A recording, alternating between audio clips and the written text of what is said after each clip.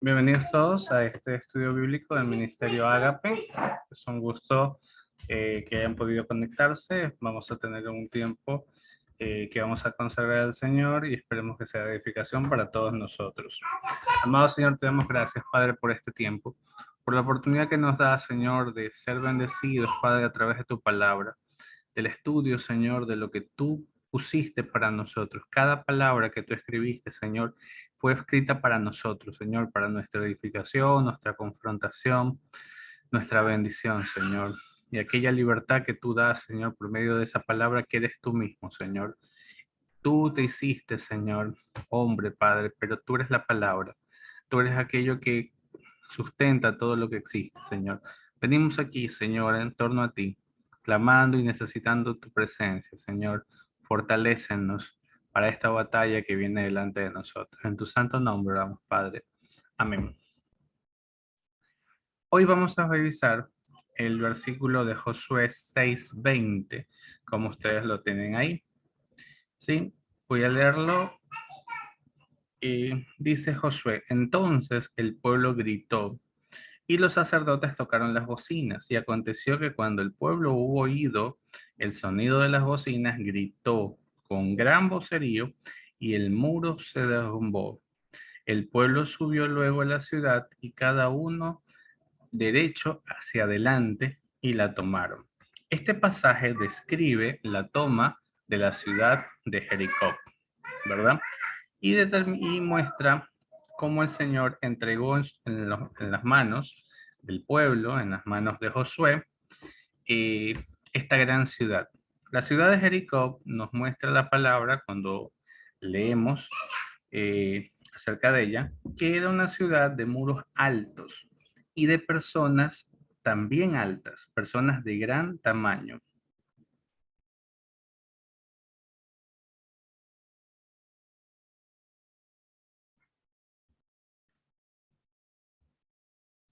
Este tiempo, esto es la culminación de algo que ocurrió mucho antes, puesto que el Señor envía a través de Moisés a un grupo de siervos suyos, un grupo de exploración, de avanzada, de 12 hombres que fueron a explorar la tierra que el Señor les había dicho que se las había dado, les iba a dar al pueblo, ¿verdad?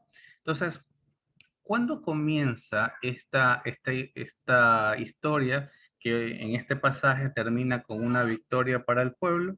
Comienza en el libro de Números.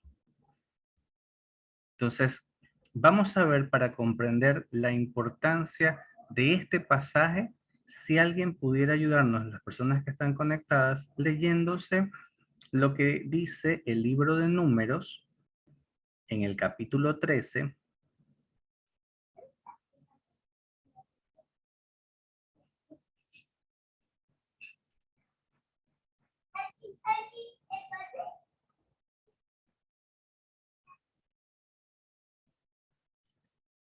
En el versículo 27, Números 13, 27. Alguien que pueda leer, alguien que tenga en la mano una Biblia, que desee colaborarnos con la lectura de Números 13, 27.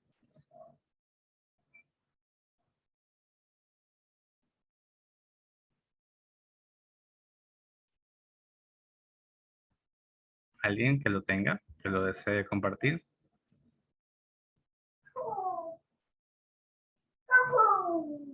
Dime, Andresito. Números Número 13, 27. 27. Y aquí, Sí. ya, dice, y les, Vamos a y ponerlo acá les también. contaron, y les contaron diciendo, nosotros llegamos a la tierra a la cual nos enviaste, la que ciertamente fluye leche y miel, y este es el fruto de ella. Ok. Entonces, lo que nos está diciendo en el libro de Números, en el versículo, en el capítulo 13, versículo 27, es que efectivamente,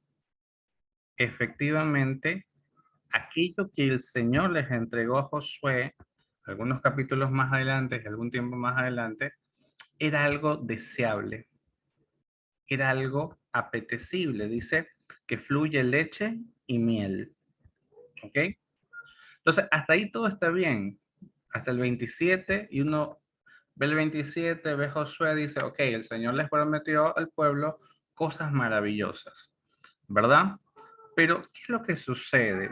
Igual lo voy a poner a alguien, no sé si a otra persona me puede ayudar con el 28. Amén. ¿Alguien desea leer el 28? Mariuxi, gracias. Yandri. El 28. Dice, Ya. mas el pueblo que habita aquella tierra es fuerte, y las ciudades muy grandes y fortificadas. Y también vimos allí a los hijos de Anac. Ok. Anak, cuando uno lee un poco la palabra, era alguien que era considerado como un gigante. La Biblia describe su cama como una cama verdaderamente colosal. Y lo que el pueblo le está diciendo a Moisés es, sí, la tierra que el Señor nos dice que nos va a dar, ciertamente es una tierra bendita, es una tierra donde fluye leche y miel. Significa que es una tierra donde hay frutos, donde hay cosas importantes, donde hay cosas que son buenas.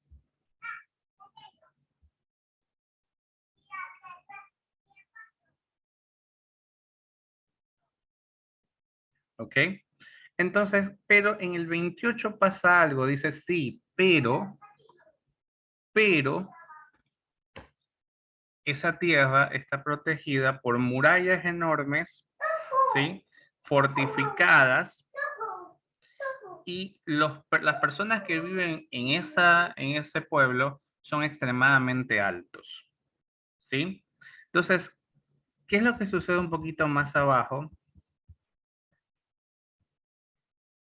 Entonces, el pueblo estaba describiendo el escenario y la ciudad, ¿no? Estaban hablando de Amalek, estaban hablando de los hijos de Anac, ¿sí? Los hijos de un gigante. Pero aquí pasa algo importante que es la hilación de lo que nosotros vemos en Josué. El pueblo, dice en el versículo 30, empezó a murmurar, ¿sí? Entonces, el pueblo empezó a murmurar porque empezaban a escuchar las cosas y en un oído escuchaban lo maravillosa que era esa tierra y con el otro oído estaban escuchando lo muy difícil y semi imposible que sería tomar esa tierra que Dios les estaba dando. Era muy complicado. Entonces, ¿qué es lo que dice Caleb? Hizo callar al pueblo. Y quiero que prestemos atención a esta parte. Hizo callar al pueblo delante de Moisés y dijo, subamos luego y tomemos posesión de ella, porque más podremos nosotros que ella. ¿Sí? Y la gente sigue diciendo, más, los varones que subieron con él dijeron, no podremos subir contra aquel pueblo, porque es más fuerte que nosotros. Y hablaron mal entre los hijos de Israel de la tierra que habían reconocido, diciendo, la tierra por donde pasamos para reconocerla es tierra que traga a sus moradores. Y todo el pueblo que vimos en medio de ella son hombres de gran estatura. Dice, también vimos allí gigantes, hijos de Anac, raza de los gigantes. Éramos nosotros, a nuestro parecer, como langostas, y así parecíamos a ellos. Miren lo que está sucediendo en este punto. Moisés envía a 12 espías a ver cómo era la tierra. Dos de ellos se concentraron en lo maravillosa que era esa tierra y de la bendición que Dios les iba a dar. Pero 10 de ellos, la mayoría, estaba horrorizado por lo difícil que sería tomar esa tierra. ¿Ok? Entonces, ¿qué es lo que sucede en Josué? Hay un verbo tremendo que pasa acá. Dice, el pueblo gritó. Cuando vemos números, dice que el pueblo empezó a murmurar. Y vean la diferencia entre ¿cómo es el murmullo? ¿Es fuerte o es débil? ¿O es imperceptible o a veces no se entiende? Cuando una persona murmura, ¿qué es lo que está pasando? Como que habla entre dientes y casi no se le escucha lo que dice. Está hablando como para sí o hablando como para la persona que está a su lado. Pero cuando una persona grita, es tremendamente visible, ¿verdad?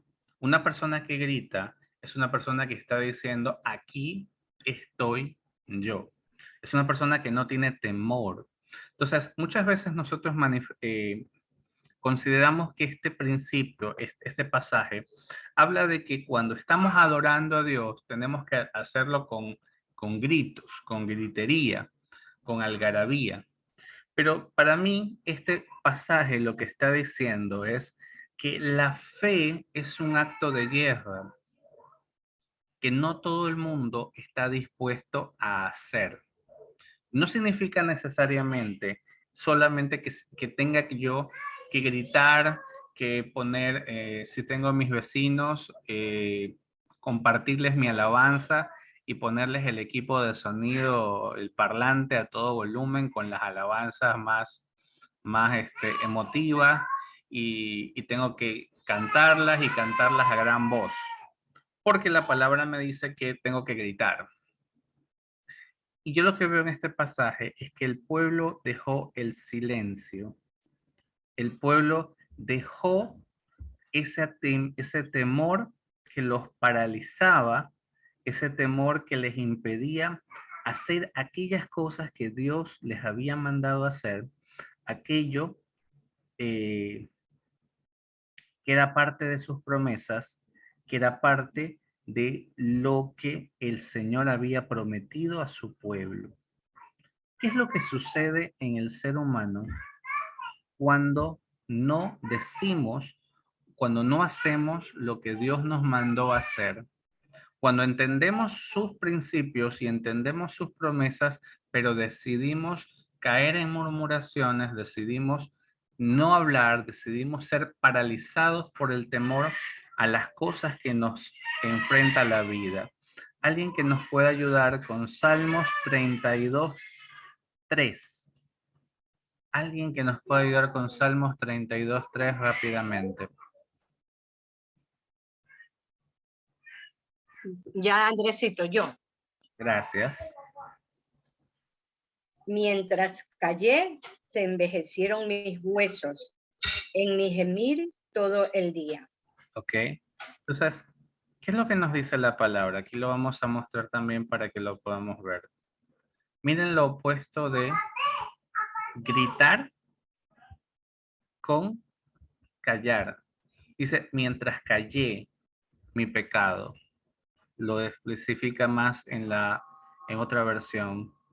Se envejecieron mis huesos en mi gemir todo el día. ¿Qué hizo el pueblo cuando escuchó estas terribles noticias del pueblo que vivía en ese territorio? Empezó a murmurar, empezó a lastimarse, a compadecerse de sí mismo. Y algo que el pueblo siempre tenía en su mente, para esto nos sacó Dios de donde estábamos. Mejor estábamos en Egipto, sí, estábamos afligidos, estábamos angustiados, éramos esclavos, pero estábamos mejor allá, porque teníamos por lo menos algo que comer. Entonces, el pueblo siempre buscaba una excusa para volver a donde estaba originalmente. Y como creyentes, nosotros tenemos la misma visión muchas veces. La fe no es un lugar para escondernos. Muchas personas asumen la fe, congregarse en un lugar, como una forma de escondite. Y las personas lo perciben así. Ah, se hizo hermanito. Sí, ahora anda con una Biblia. Ahora habla de Dios. ¿Sí? Y usan la Biblia, la palabra, como si fuera un sitio para esconderse, como si la fe fuera un escondite. Y cuando uno ve un versículo como este, se da cuenta que la fe verdadera, porque las murallas seguían estando ahí, la gente que estaba dentro de esas murallas seguía teniendo el mismo tamaño. Dios no hizo a Josué más alto ni a los que estaban en Jericó los hizo más bajos. No achicó las murallas de Jerusalén, de Jericó, antes de que el pueblo llegara. Todo lo que el pueblo vio, estos 10 espías que tenían esa visión, era exactamente como lo habían descrito. Eran ciudades amuralladas, fortificadas, muros altos, gente enorme. ¿Sí? Entonces, cuando tú asumes la fe, tienes que entender que los problemas que tú tienes y tus circunstancias no van a cambiar. Los problemas que tienes seguirán estando ahí. Tus limitaciones seguirán estando ahí. Pero ¿qué sí cambia? Cambiarán dos cosas. La primera es cambiará tu perspectiva de la vida en función de lo que Dios puede hacer por nosotros. Y obviamente lo que hará todavía más la diferencia es la presencia de Dios en ese momento, que es el que derrumba, porque la muralla no se derrumbó por el grito del pueblo. La muralla se derrumbó por el poder de Dios. ¿Qué es el grito del pueblo? El grito del pueblo es una señal de fe, porque el que tiene miedo no grita. El que tiene miedo de ser honesto consigo mismo y demostrar su debilidad y demostrar las cosas que están haciendo mal y decir, sí, estoy equivocado. Gritamos para muchas cosas, le gritamos a las personas, le gritamos a nuestros familiares, pero ¿qué es este grito que está acá? Es un grito de estoy aquí listo para batallar, listo para luchar. Mis cuentas siguen estando ahí, mis deudas siguen estando ahí. Toda mi vida sigue estando igualita en torno a mis debilidades y mis amenazas, pero algo está cambiando en mi interior. Estoy dispuesto a enfrentar la vida tal como es. No tal como me gustaría que sea, sino tal como es y dejar que Dios haga lo que Él tenga que hacer o lo que Él quiera hacer y empezar a avanzar. ¿Sí? ¿Cuántos no están dispuestos a enfrentar un ministerio en la iglesia? No están dispuestos a liderar la oración o el estudio bíblico. ¿Por qué? Porque no están dispuestos a gritar. No están dispuestos a decir, Señor, estoy aquí, temblando de miedo por las situaciones, temblando de miedo por las cosas, pero estoy aquí, parado. ¿Cuántos no están dispuestos a predicar a su familia? ¿Cuántos no están dispuestos a llevar al templo a su familia muchas veces, a sus amigos? Porque tienen el temor de, ¿y si no puedo sostener mi vida? Y tengo el temor de, ¿y si tengo que dejar esto de hacer y ya no voy a poder hacer lo mismo? ¿Y qué es lo que hacen las personas? Inmediatamente, cuando le hablas de fe, se ponen a preguntar, ¿y en tu iglesia puedo hacer esto? ¿Y en tu iglesia puedo hacerlo de acá? Y los cristianos sí bailan, y los cristianos sí toman, y los cristianos hacen esto. Entonces estamos buscando la iglesia donde podamos hacer lo que queremos hacer, aún como creyentes.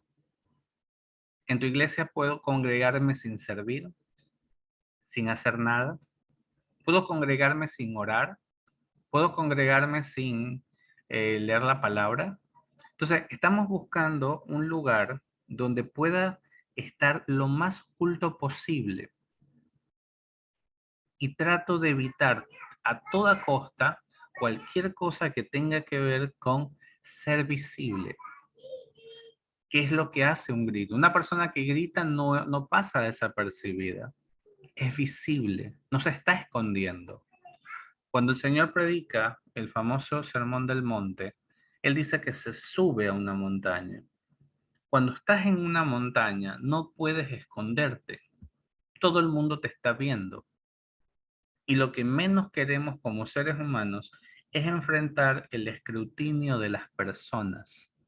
Pero el Señor Jesús compara a la iglesia, nos compara a nosotros como una ciudad puesta en lo alto de una montaña. No se puede esconder como un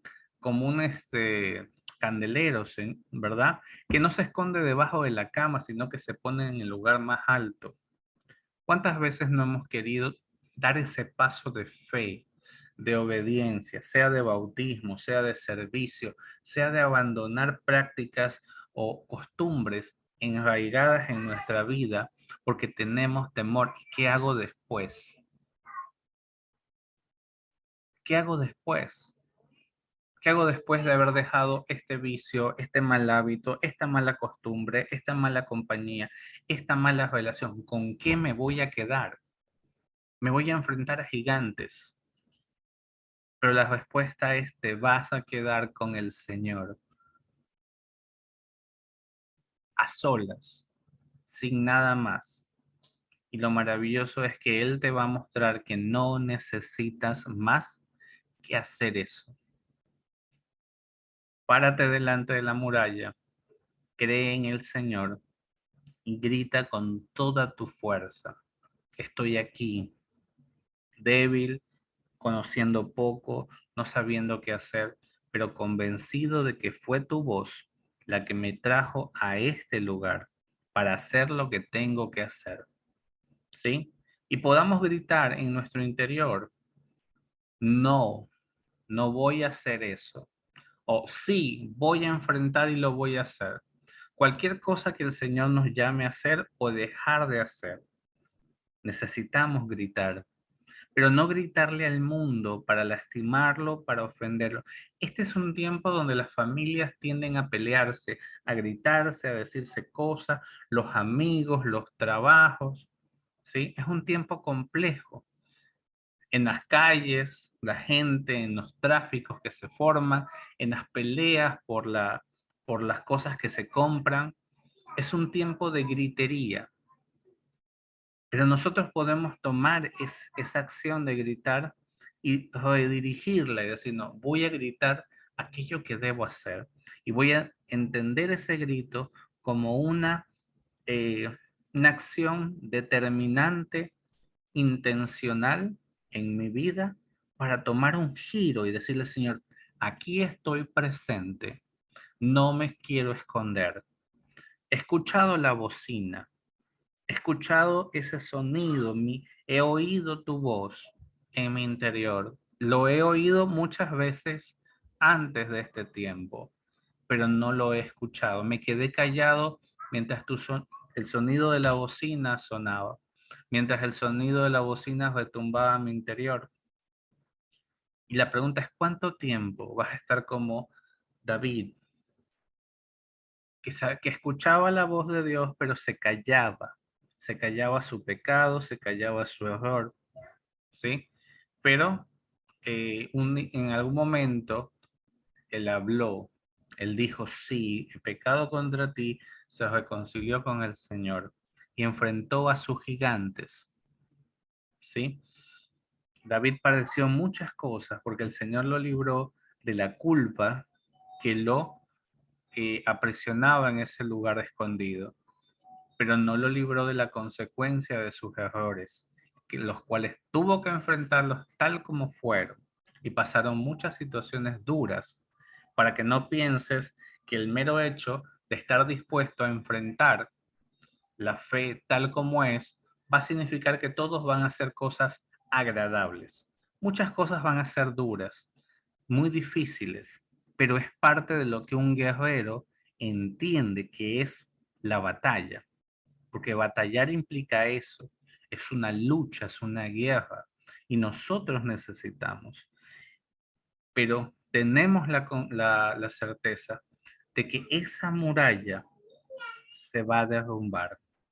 Y es maravilloso porque dice: el muro se derrumbó.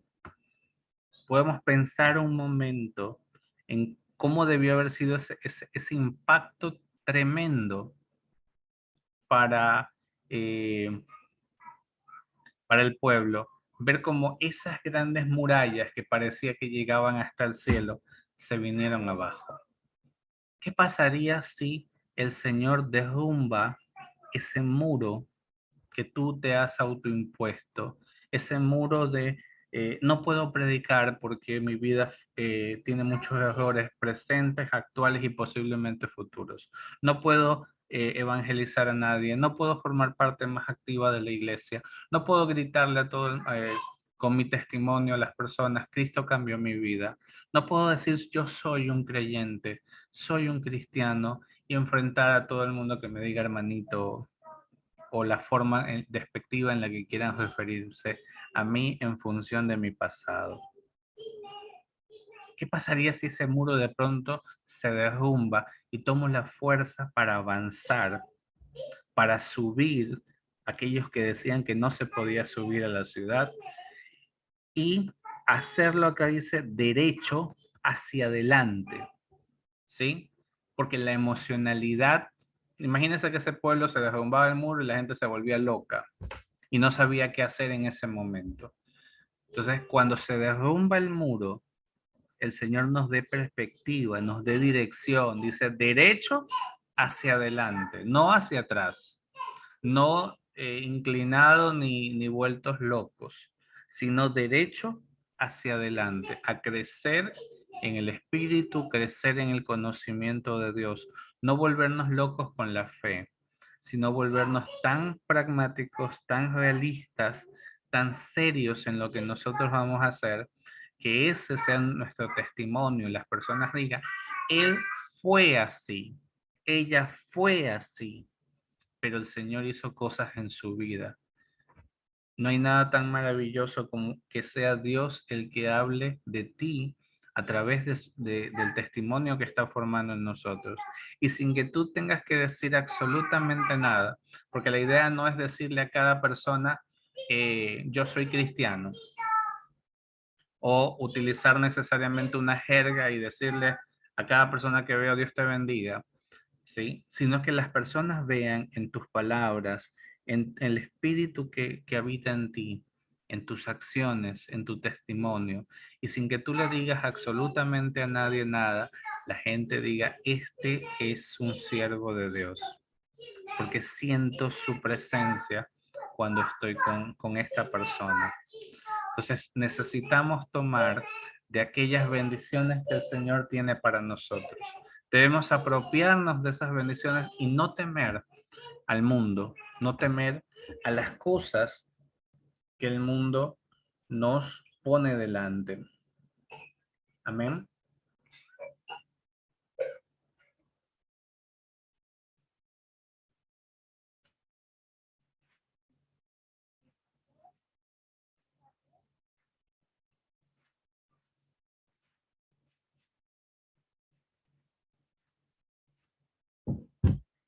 Dice Isaías 8:13, al Señor de los ejércitos, a Él santificad. Él sea vuestro temor y Él sea vuestro miedo. Voy a ponerlo acá para que lo podamos ver todos.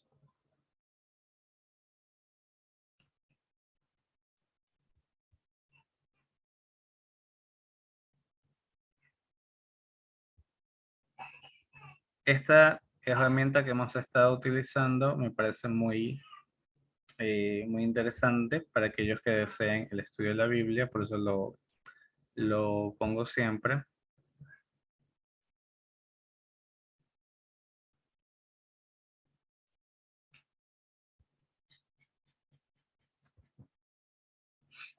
¿Sí? Dice, al Señor de los ejércitos, a Él, dice, trátenlo como santos, no, en la versión Reina Valera dice, a Él santificad, dice, y si Él es el temor de ustedes, y si Él es el temblor de ustedes, ¿no?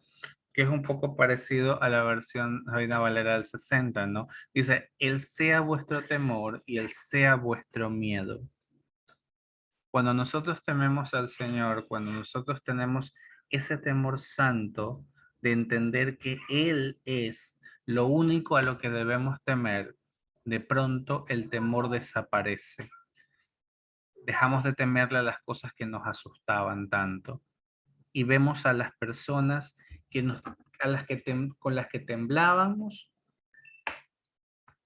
y empezamos a ver al Dios que tiene más poder que todo aquello que nos aflige.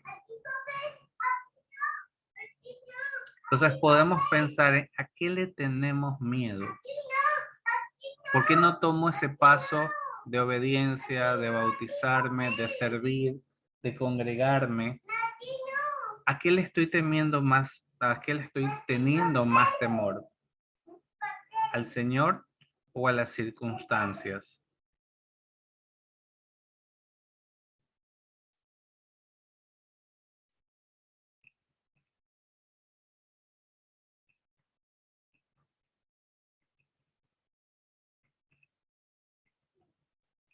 Hay algo maravilloso que nos dice la palabra en el contexto de este tiempo.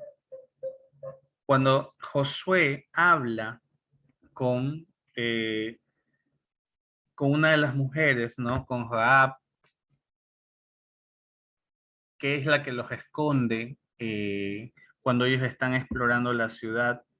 Es maravilloso porque ella le dice a Josué, ella le confirma a, a estos hombres que los varones de Jericó, esos a los que los israelitas le tenían miedo, les tenían temor, ¿sí? Ella les dice, acá todo el pueblo está temeroso, han desfallecido.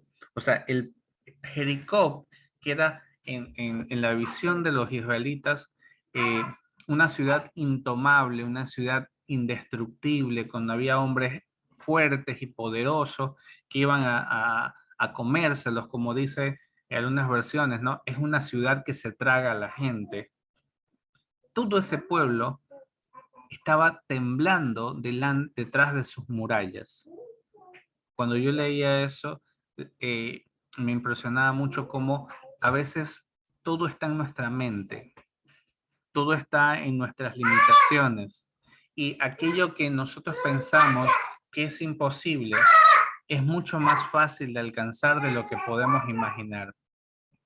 Si nosotros verdaderamente estamos dispuestos a creerle al Señor. Pero eso no va a pasar mientras no estemos dispuestos a vivir una vida cristiana pública, que todo el mundo sienta que nosotros somos hijos del Señor, que somos parte de su familia. Y es precisamente por eso que subrayé esta palabra, entonces. Siempre hay un entonces en la palabra de Dios y eso nos muestra que algo va a pasar solamente sí, hasta que algo más suceda.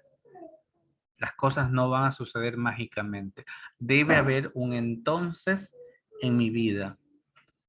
Y a veces nosotros decimos, estoy esperando al Señor y no pasa nada. Muchas personas despotrican acerca de la fe porque dicen, pero tuve fe y no sucedió nada.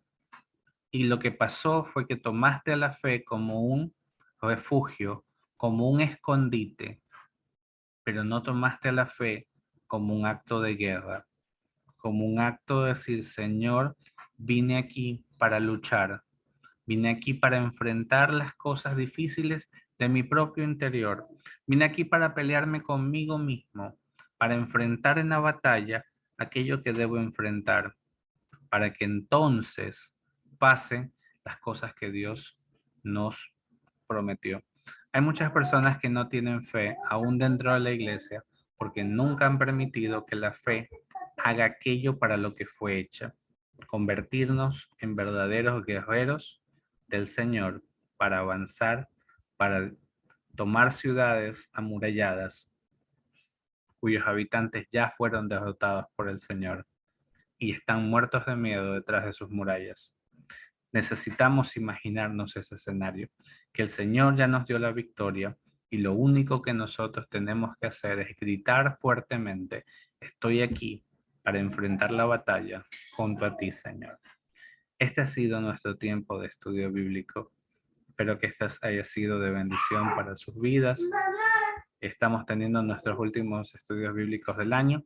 Esperemos que hayan sido de bendición para ustedes, hayan sido de edificación y este espacio pueda poco a poco ir creciendo con más personas que se conecten y seamos parte de algo que el Señor quiere hacer en nuestras vidas. Amén.